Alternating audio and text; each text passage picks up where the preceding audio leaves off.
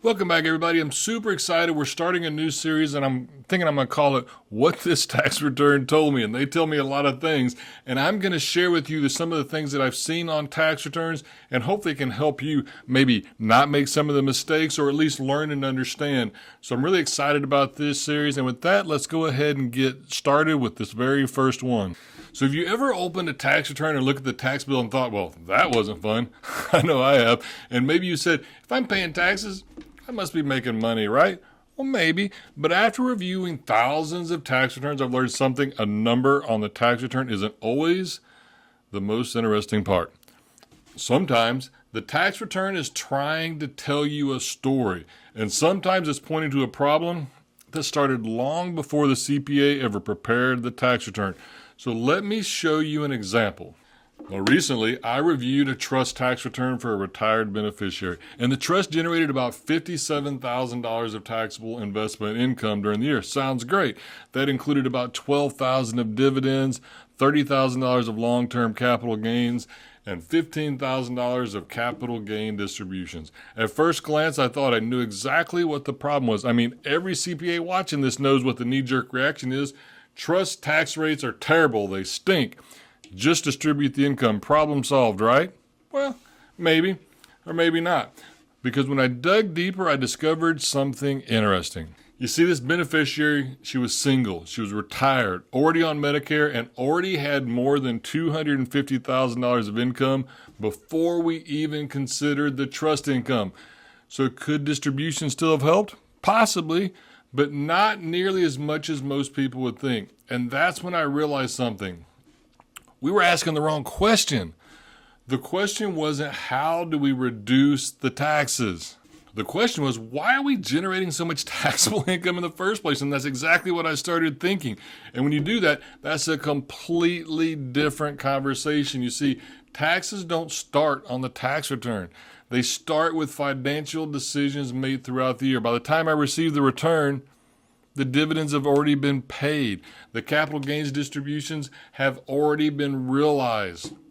And the tax bill has already been created. There's not a lot of options there. The return, let's be honest, it's just keeping score. It's a scoreboard after the game is over. And that's when I saw something that made me stop. The trust received about $15,000 of capital gain distributions. Now, if you're not familiar with cap gain distributions, here's what makes them interesting. The trustee didn't necessarily have to sell anything. The beneficiary didn't receive a phone call asking whether they wanted taxable income. The mutual fund simply distributed gains, and suddenly there's a taxable income on the return. And that's when the alarm bells started going off in my head, because now I'm thinking, wait a minute. Hold on. How much of this income was actually needed? And the answer? Well, I already told you how much she made. Not much. And that's what changed the entire conversation. You see, what stunned me wasn't the tax bill. It was the fact that this trust generated roughly $57,000 of taxable income that wasn't even needed for spending. Think about that. Everyone was focused on the taxes. Meanwhile, nobody was asking why the income was being created in the first place. The tax return wasn't showing a tax prep problem. The return was prepared correctly. It was revealing an investment planning opportunity. And those are two very different things. Now, let me be clear. I'm not saying these investments were wrong. There may have been a perfectly legitimate reason why they were owned. But one of the planning conversations I would want to have is whether the portfolio is generating more taxable income than necessary. And this often is overlooked. For example, some actively managed mutual funds can distribute capital gains every year, even in the years they're losing money. This doesn't mean they're bad investments. But it does mean they may be creating taxable income whether the investor needs that income or not. So one planning conversation might involve asking, are there more tax efficient ways to accomplish the same objective? Maybe, maybe not.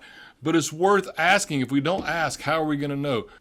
Potential options that might make this better: diversified ETFs, tax managed investment strategies, lower turnover portfolios. Direct indexing, I love that one. Tax-aware, separately managed accounts, big fan. Municipal bonds when appropriate. The right answer depends on the trust, the beneficiary, risk tolerance, investment goals, and a lot of other factors. The point isn't that there's one perfect investment. It's complicated. The point is Tax efficiency matters. Okay, now here's a simple example. Imagine two trust portfolios worth $1 million. Both produce similar investment returns. And yes, that's possible. One portfolio generates a steady stream of taxable distributions every year. The other is structured more tax efficiently and generates far less taxable income. 10 years later, the investment performance might look almost identical, but after the tax results can look very different. Why? Because one portfolio kept sending money to the IRS along the way while the other allowed more assets to remain invested in. What does that do? That gives me compounding. And that's the part most investors never see. Returns matter, but after-tax returns matter more, because what really counts isn't how much you make. It's how much you get to keep, right? The more I looked at this return, the more I realized the beneficiary's personal return unfortunately had many of the same issues. They were already dealing with a high income situation. They were already above the net investment income tax thresholds. They were already facing IRMAA or Medicare related concerns where additional income could affect future Medicare premiums. So simply pushing income from the trust to the beneficiary wasn't necessarily the home run solution everyone expected or wanted. Instead, the bigger opportunity was asking, how do we reduce unnecessary taxable income before it shows up on the tax return? That's huge, and that's where the planning lives. Now, here's what I found after reviewing thousands of returns. Many trusts are basically on autopilot. The investment strategy was established years and years ago. Then life happened, beneficiary changed, tax laws changed, retirement happened, Medicare showed up, income levels changed. But the investment strategy never got the memo. Nobody stopped to ask, does this still even make sense? So here's some questions I would be asking, and they're questions I ask. Are these still the right investments for this trust? Could a more tax-efficient strategy potentially accomplish the same goal? Could lower turnover investments reduce taxable income? Should the trust investments be coordinated with the beneficiary's overall tax situation? Probably. And perhaps, most importantly, and this is a big one, when was the last time someone reviewed this strategy from a tax planning perspective instead of just an investment perspective? And that's really the lesson of this story. I wasn't looking at a tax prep mistake. The return was correct. What I found was a planning opportunity. The return simply pointed us toward it. And that's one of the biggest misconceptions people have about tax planning. People think tax planning is about finding deductions after the year is over. And look, finding deductions are great. I love deductions. But in reality, some of the best tax planning happens before the income is even created.